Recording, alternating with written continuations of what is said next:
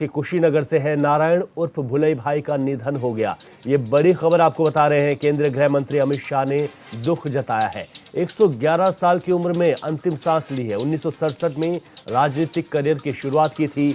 आज छोटी गंडक नदी के किनारे दाह संस्कार होगा। तो ये बड़ी खबर आपको बता रहे हैं, जहां पर 1967 में उन्होंने अपने राजनीतिक करियर की शुरुआत की थी। 111 साल के थे, जहां पर केंद्रीय गृह मंत्री ने भी दुख जताया है। तो बड़ी खबर आपको बता रहे हैं, नारायण उर्फ भुलई भाई का निधन हो गया 111 साल की उम्र में। 1967 में राजनीतिक करियर की शुरुआत हुई थी। आज गंडक नदी के किनारे उनका अंतिम संस्कार होगा।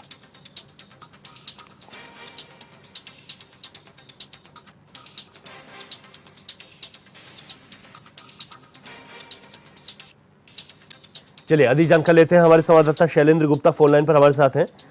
शैलेंद्र, जिस तरीके से भाजपा के सबसे पुराने कार्यकर्ता के तौर पर भुलई भाई को जाना जाता है और उनका निधन हुआ, किस तरीके की शोक संवेदनाएं तमाम जो राजनीतिक दल हैं और जो वरिष्ठ लोग हैं उनकी ओर से दी जा रही हैं, और जो अंतिम संस्कार का जो तय कार्यक्रम किया गया है वो क्या कुछ है? जी बिल्कुल, बता देना चाहेंगे कि श्री नारायण उर्फ भुलई भाई एक जनसंघी नेता थे और अपने जनसंघ के माध्यम से पहली बार उन्होंने 1967 में वह राजनीतिक करियर शुरुआत की, और शुरुआत करने के बाद जो है 2 बार विधायक रहे।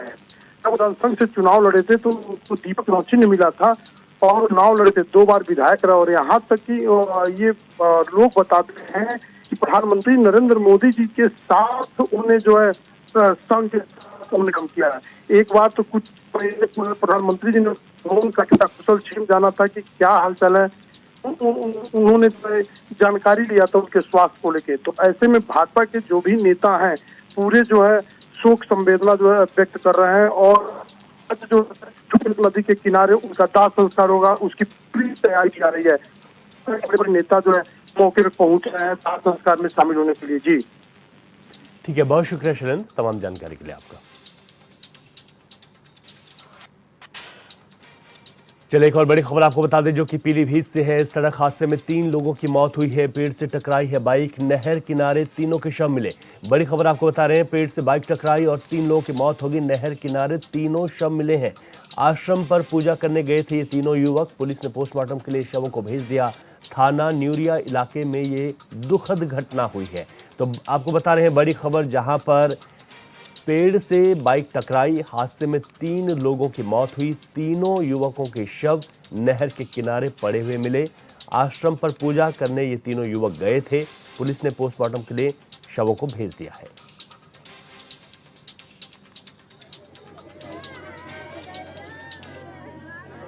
शाम को सब अपने प्रोग्राम में लगे थे और ये भी थे, तो कहीं आश्रम पे जा रहे थे तो वहाँ आश्रम पे जी इस बीच में जो है रात की बात है, पता नहीं कुछ शायद नशा वसत करते थे, लेकिन शायद कल ना किया हो उन्होंने, और अचानक से ये घटना घटित हुई। और बड़ा दुखद है ये हमारे गांव के लिए। एक एक क्षति पे आदमी बड़ा परेशान होता है। यहाँ तो 3-3 कैजुअल्टी हुई हैं। बड़ा गांव गमगीन है और माहौल बड़ा दुखमय। चलिए अधिक जानकारी लेते हैं। हमारे संवाददाता महेश हमारे साथ जुड़ गए हैं। महेश, जिस तरीके से ये बड़ा हादसा यहाँ पर हुआ है, और क्या कुछ पूरी वजह सामने निकल कर आ रही है? देखिए रवि, आपको बताऊं ये पूरा मामला पीलीभीत के न्यूरिया थाना क्षेत्र का है, जहां पर दीपावली के पर्व को लेकर हर तरफ खुशियां थी, प्रकाशमय पर्व था ये। मगर 3 युवक जो है वो अपने गांव के पड़ोस में ही एक आश्रम पे दुर्वा आश्रम पर पूजा करने के लिए निकले थे, और बता रहे हैं कि तेज रफ्तार बाइक होने के कारण ये बाइक जो है पेड़ से टकरा गई, और बाइक पेड़ से टकराने के बाद तीनों जो दोस्त थे उनकी दर्दनाक मौत हो गई, जिसको लेकर जो है वहां पर कोई मौके पर नहीं था। जब वो तीनों दोस्त पूजा करके जब घर नहीं लौटे, वापस नहीं आए, तो उनकी खोजबीन की गई तो देखा कि नहर के किनारे जो है तीनों सब जो है पड़े हुए मिले थे। ये रवि आपको बताएं, प्रकाश पर्व का जो त्योहार था ये पूरी तरह से जो 3 दर्दनाक मौतें हुई हैं, हादसा हुआ है, इसमें पूरी तरह से जो है पूरे गांव में मातम का माहौल छा गया है। जो प्रकाश पर्व का जो खुशियों का पर्व था वो कहीं ना कहीं मातम में बदल गया। जी रवि, बिल्कुल ठीक है आपने महेश की प्रकाश पर्व पर इस तरीके का एक दुखद घटना यहाँ पर हुई है। बहुत शुक्रिया आपका जानकारी के लिए।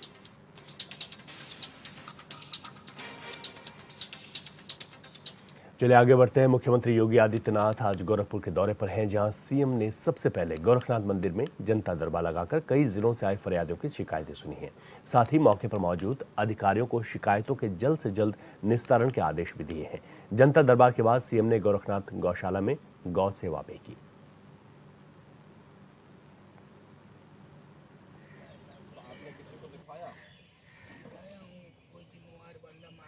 आयुष्मान का कार्ड है कि नहीं? कहाँ से? हमीरपुर से हैं?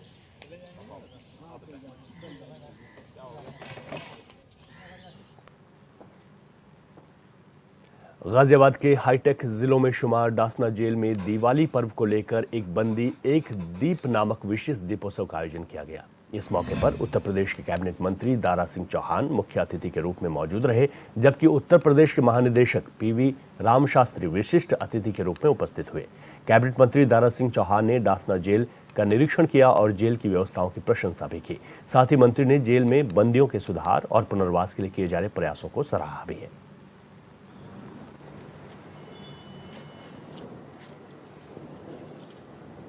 ग्रीन बुक ऑफ वर्ल्ड में 25 लाख से ज़्यादा दिया जला करके आज भारत का नाम पूरी दुनिया में रोशन किया है। और उन्हीं के निर्देश पर आज पूरे प्रदेश के जेलों में धूमधाम से दीपावली मनाए जाने का संकल्प लिया गया। और आने वाले दिन में भैया दूज का भी जो त्यौहार है उसको ही माननीय मुख्यमंत्री ने कहा कि पूरी तरीके से बहन अपने भाई से मिल करके इस त्यौहार को पूरा करेंगे। और जिस तरीके से जेल में मैंने देखा, हम भी थे, डीजी साहब भी थे जेल में, हम लोगों ने निरीक्षण भी किया, जिस तरीके से यहाँ के कैदियों ने इस आर्ट गैलरी को भी हम लोग देखे, जिस तरीके से पेंटिंग का उन लोगों ने निर्माण किया है, बनाया है, निश्चित रूप से काबिल तारीफ़ है। जो रामलीला का मंचन यहाँ पे हुआ और हनुमान चालीसा का निश्चित रूप से एक्सीलेंट था, बहुत ही अद्भुत था। चित्रकूट में दिवाली के अवसर पर 5 दिवसीय दीपावली मेले का आयोजन किया गया, जिसमें लाखों की संख्या में लोग शामिल हुए हैं। भक्तों ने पवित्र नदी मंदाकिनी में स्नान करने के बाद भगवान कामथानाथ के दर्शन कर पवित्र कामदगिरी पर्वत की 5 किलोमीटर की परिक्रमा की। इस मेले में लगभग 40 लाख तीर्थयात्रियों के पहुंचने का अनुमान लगाया जा रहा है।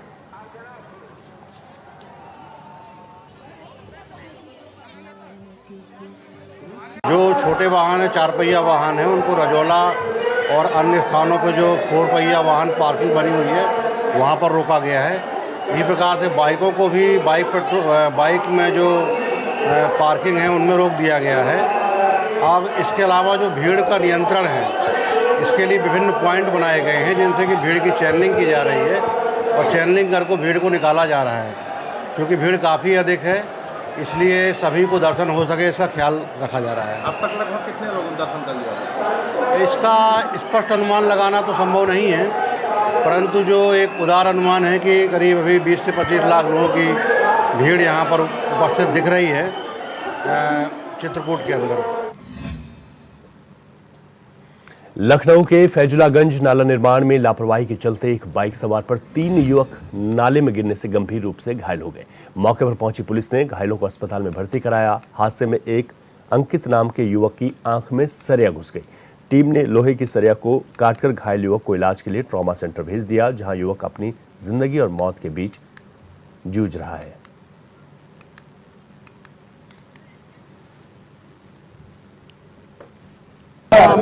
ये बीजेपी पार्टी के भ्रष्टाचार अधिकारी ठेकेदार बगैर रोड पे बैरिकेटिंग लगाकर कार्य करा रहे हैं, नाला बना रहे हैं, जिससे एक व्यक्ति की मौत हो गई है। यहाँ पर गाजीपुर गांव फैजुल्लागंज लखनऊ की घटना अति दुखद है।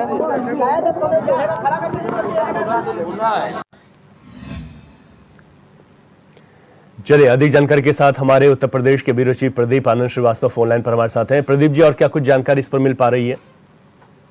ये तो जो मामला है बहुत ही दुखद है। इसमें एक युवक की मौत हुई है और इसमें जो कंस्ट्रक्शन कंपनी है जिसने जो मेथड्स है उसको नोटिस जो है सरकार की तरफ से जो है वो चला गया है और इसमें निश्चित रूप से रिकवरी भी होगी और मुकदमा भी दर्ज होगा। लेकिन सवाल ये है कि प्रदेश की राजधानी लखनऊ है और फैजुल्ला नगर जो है वो काफी अपने आप में क्लीन एरिया माना जाता है। वहाँ पे इस तरह की धांधली अगर निर्माण में हुई है तो जाहिर सी बात है कि भ्रष्टाचार के आंकलन में किस तरह से पीडब्ल्यूडी डूबा हुआ है, इसका जो है उदाहरण हम देख सकते हैं। फिलहाल इस पे नोटिस जारी की गई है संबंधित विभाग के ठेकेदार को और जो मेसर्स कंपनी है उसको।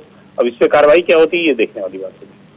बिल्कुल ये देखने वाली बात होगी, क्योंकि नाला निर्माण से ये जिंदगी यहाँ पर मौत की वजह बनी है और इस पर क्या कार्रवाई होगी ये बिल्कुल देखने वाली बात है, ताकि आगे भी इस तरीके की घटनाओं की पुनरावृत्ति ना हो। बहुत शुक्रिया प्रदीप जी तमाम जानकारी के लिए आपका।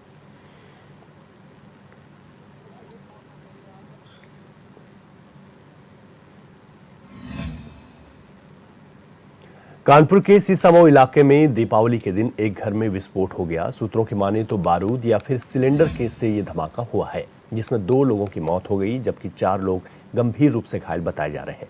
विस्फोट से मकान का एक हिस्सा ढह गया और पड़ोस के 6 मकानों में दरारें आ गई। वहीं घटनास्थल पर पहुंची पुलिस का रेस्क्यू ऑपरेशन अभी जारी है। घायलों को मलबे से निकालकर अस्पताल भेजा जा रहा है।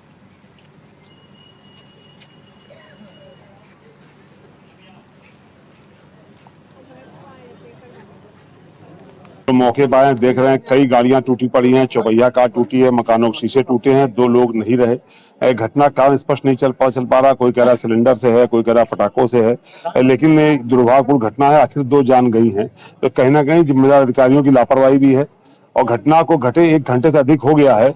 अभी भी शहर का कोई प्रशासनिक अधिकारी और कोई भी पुलिस का बड़ा अधिकारी अभी तक मौके पर घटनास्थल पर नहीं पहुंचा है। यह कहीं ना कहीं घटना दुर्भाग्यपूर्ण है और हमारे अधिकारियों की जो लापरवाही है वो भी शहर के लिए दुर्भाग्यपूर्ण है। क्या मामला है ये?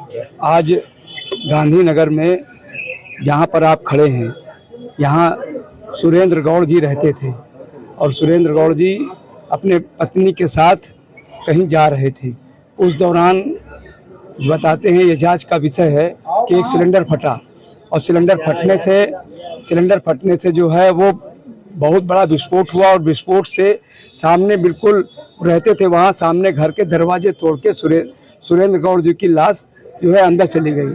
तो स्थिति ये हुई कि इतना बड़ा विस्फोट जिससे पीछे के रहने वाले लोगों के तक की आवाज गई, धमाके हिल गए और आज स्थितियाँ ये कि एक दहशत का माहौल बन गया। और वहाँ से जो वापस आ रहे थे अपने घर के सामने एक पार्क है, पार्क में एक जो है रोड पर जो है वो एक ब्लास्ट हुआ जिसमें उनकी एक दुखद मृत्यु हो गई है प्रारंभिक दृष्टि, और उनकी पत्नी को हैलेट हॉस्पिटल में घायल अवस्था में एडमिट कराया गया है। प्रथम दृष्टया जो है सिलेंडर फटने की बात सामने आई है और फोरेंसिक टीम आ गई है, शेष गहराई से जांच की जा रही है। इसी खबर पर विस्तार से जानकारी के लिए हमारे संवाददाता इब्ने हसन जैदी हमारे साथ फोन लाइन पर जुड़ गए हैं। इब्ने हसन जैदी, जिस तरीके से ये दुखद घटना हुई है, अभी जो पहली अगर हम देखें तो किस तरीके की वजह सामने निकल कर आ रही हैं और जो घायल है उनकी किस तरीके की स्थिति बनी हुई है?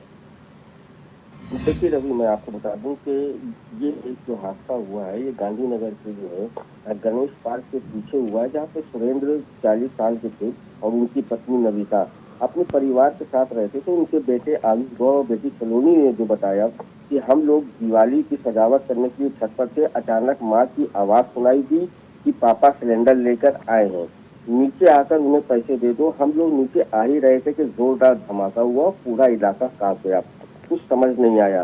तो जिस तरीके से ये बात कही जा रही है तो सिलेंडर से विस्फोट की बात कही जा रही है। सिलेंडर से जो है अगर हम बात करते हैं तो सुरेंद्र के चीथड़े हो गए थे, जो दूर तक उनका खून भी फैला हुआ था। और उस विस्फोट के होने से आपको बता दूं कि आस पड़ोस के 6 मकानों में दरारें भी आ गई, जो कारें थी कई कारों के शीशे भी टूट गए और जिस वो गाड़ी से आए थे उस गाड़ी के भी चीथड़े हो गए। विस्फोट इतना भयानक था कि लोगों में वहाँ दहशत का माहौल हो गया। वहाँ पर तुरंत ही लोग पहुंच गए, भीड़ इकट्ठा हो गई। और वहीं अगर हम सुरेंद्र की पत्नी की बात करते हैं तो गंभीर अवस्था में उनको भी हॉस्पिटल भेजा गया, जहाँ पर उनकी भी मौत हो गई। बाकी जो लोग घायल हुए थे उनकी हालत अब ठीक है और लेकिन इसमें 2 मौतें हो गई। लेकिन विस्फोट पर जो है अभी तक ये स्थिति क्लियर नहीं हो पा रही है, क्योंकि कई तरीके के सवाल उठ रहे हैं। क्योंकि अगर सिलेंडर से विस्फोट हुआ था तो आखिर सिलेंडर के टुकड़े कहाँ गए, वो टुकड़ों को मिलना चाहिए था। तो कई तरीके की इसमें देखिए बातें निकल के सामने आ रही है। फिलहाल ये तो जांच का विषय है, पुलिस जांच कर रही है। प्रथम दृष्टया जो है इसको सिलेंडर से विस्फोट ही बताया जा रहा है, पुलिस ने भी यही कहा है और आगे की जांच भी कर रही है। आगे की जांच निकल के जब सामने आएगी तब पता चलेगा कि ये विस्फोट जो है सिलेंडर से हुआ था या इस चीज से हुआ था। लेकिन विस्फोट इतना भयानक था कि वहाँ के जो लोग हैं, वहाँ के रहने वाले आस पड़ोस के लोग, तमाम लोगों का ये कहना है कि विस्फोट ऐसा था जैसे लग रहा था कि आसमान फट गया और दहशत का एक माहौल हो गया था। तो बहरहाल पुलिस इसमें जांच में लगी है। जैसे ही जांच सामने आएगी तो ये पता चलेगा कि आखिर ये विस्फोट कैसे हुआ और क्यों हुआ। जी बिल्कुल ठीक है आपने कि इसमें जांच के बाद ही तमाम चीजें स्पष्ट हो पाएंगी। इब्ने हसन, क्या यहाँ पर आसपास के जो लोग हैं उन्होंने अभी तक कुछ कहा है इस पूरे मसले पर? उनको कोई जानकारी हो या किस तरीके की बातें वहाँ पर की जा रही हैं? जी हाँ, देखिए अगर हम बात करें तो आसपास के लोग जो हैं तो कई तरीके से अलग अलग बातें कह रहे हैं। कोई कह रहा है कि विस्फोट दूसरे तरीके से होना बता रहा है, कोई सिलेंडर से होना बता रहा है, लेकिन किस तरीके से विस्फोट है। और जो पुलिस ने जिस तरीके से कहा है, तो फिलहाल पुलिस ने जो कहा है कि सिलेंडर विस्फोट की पुलिस बात कह रही है।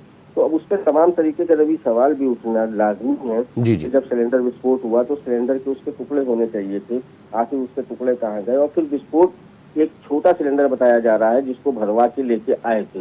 अगर वो छोटा सिलेंडर भरवा के लेके आए थे तो उससे इतना जबरदस्त धमाका कैसे हुआ कि पूरे इलाके में दहशत फैल गई, पूरे इलाके में आवाज सुनाई दी, 6 मकानों में दरारें आ गईं और जो उसमें पति थे सुरेंद्र के चीथड़े तक उड़ जाते हैं, उनके चीथड़े उड़ते उधर पूरे फैल जाते हैं। और अगर बात की जाए पत्नी की भी मृत्यु हो जाती है, पत्नी की भी वही मौत हो जाती है। तो इतना जबरदस्त धमाका एक छोटे सिलेंडर से हो जाना, तो बहरहाल इसमें जो है अभी कई तरीके की जांच सामने आना है। जब जांच सामने आएगी तब बताएंगे। लेकिन जहां तक अगर हम पड़ोसियों की बात करें या इलाके के लोगों की बात करें तो वो दबी जबान कुछ लोग जो है बारूद से भी धमाके की बात कर रहे हैं कि ये धमाका जो है बारूद से हुआ होगा। बिल्कुल आप नजर बनाए रखेगा इब्ने, और इस पे जांच में क्या कुछ सामने निकल आएगा वो भी अपने दर्शकों को अपडेट देंगे। बहुत शुक्रिया आपका जानकारी के लिए।